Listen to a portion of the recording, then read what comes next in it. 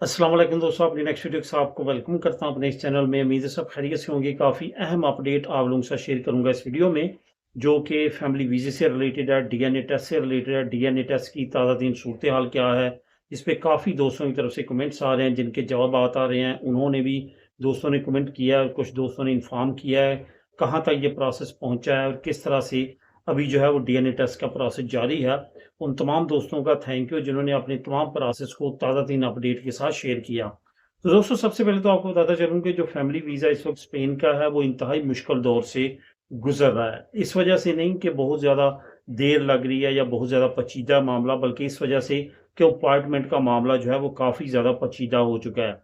यहाँ तक हद पहुँच चुकी है कि जो लोग पैसे दे के भी अपार्टमेंट ले रहे हैं, वो भी अपने आप को खुशकिस्मत समझते हैं और वो कहते हैं कि हमारी खुशकिस्मती है कि इतनी बड़ी अमाउंट देने के बाद भी जो है हमें अपार्टमेंट मिली।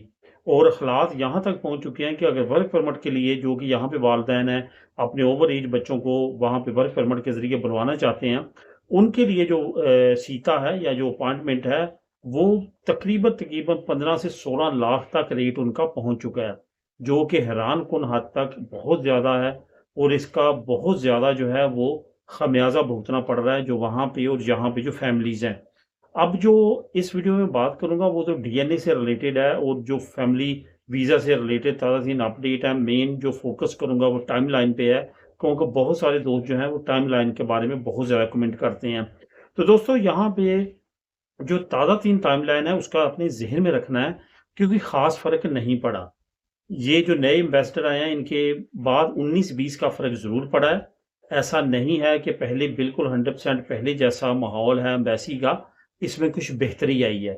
लेकिन अगर आप कहें कि बहुत ज़्यादा बेहतरी आई है, तो ये गलत होगा, बिल्कुल भी बहुत ज़्यादा बेहतरी नहीं आई। एक मरतबा स्पीड काफ़ी अप हुई थी। जो पुराने केसेज़ जमा हुए थे, बहुत तेज़ी के साथ निकलना शुरू हुए थे, लेकिन आहिस्ता-आहिस्ता जो प्रोसेस है, वो दोबारा से स्लो होना शुरू हुआ। अभी भी जो प्रोसेस है वो पहले से तेज़ है, लेकिन उतना तेज़ नहीं है जितना होना चाहिए।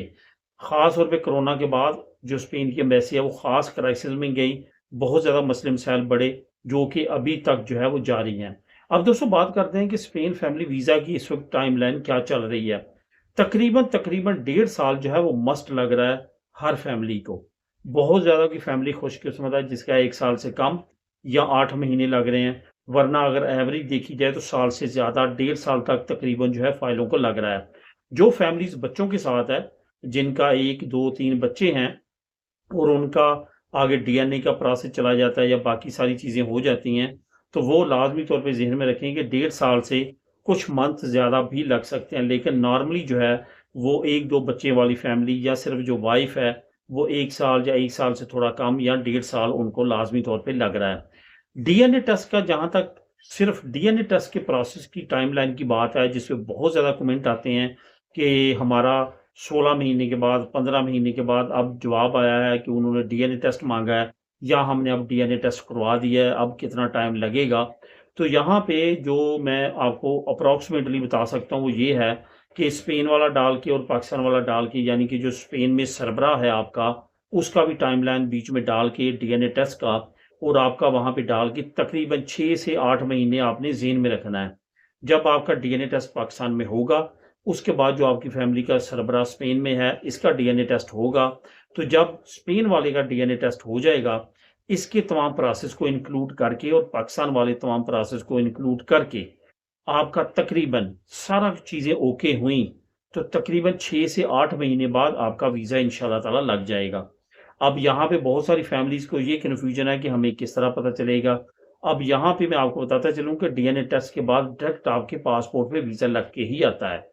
अगर खुदा न खास्ता कोई इसमें मसला बनता है, कोई प्रॉब्लम आती है, तो फिर आपको एक लेटर आता है और वो टीसीएस वाले आपको बुलवा के वो लेटर दे देते हैं, जिसमें आपका डीएनए का भी कोई मसला हो सकता है, कोई मैच ना करता हो या कोई उसमें मसले मसाइल हों। और इसके अलावा कोई और आपका इस वजह से नहीं हो सकता कि आपकी फ़ाइल तमाम की तमाम मुकम्मल होती है, तो आपका डीएनए टेस्ट की तरफ प्रोसेस जाता है। इस वजह से इससे पीछे जो प्रोसेस होता है, जो आपके डॉक्यूमेंट होते हैं, जो आपकी चीज़ें होती हैं, उसकी बिल्कुल फ़िक्र ना किया करें। जब आपका डीएनए टेस्ट आ जाता है, तो इट्स मीन कि आपकी बाकी फ़ाइल की तमाम चीज़ें ओके हैं। इसी वजह से आपका डीएनए टेस्ट जो है, उसकी कॉल आपको आई है और वो आपका डीएनए टेस्ट हो रहा है। इस वजह से डीएनए टेस्ट पे फिर आपने फोकस करना है, उसकी टाइमलाइन पे फोकस करना है। वो आपका एक तरह से आखिरी मरहला होता है, उसके बाद आपका इंशाल्लाह ताला वीज़ा लग के आ जाता है। तो दोस्तों ओवरऑल कंडीशन जो है वो मीडियम लेवल की है, बहुत बुरी नहीं है, बहुत अच्छी नहीं है। जिन फैमिली के आज से साल 2 साल पहले पेपर जमा हो चुके थे, उनके प्रोसेस जो चल रहे हैं वो खुशकिस्मत हैं, कम से कम उनको अपॉइंटमेंट इस वक़्त बाय नहीं करनी पड़ रही। इससे रिलेटेड अगर आपके ज़हन में क्वेश्चन हो तो आप नीचे कमेंट करके पूछ सकते हैं। मिलें नेक्स्ट वीडियो में नई अपडेट के साथ।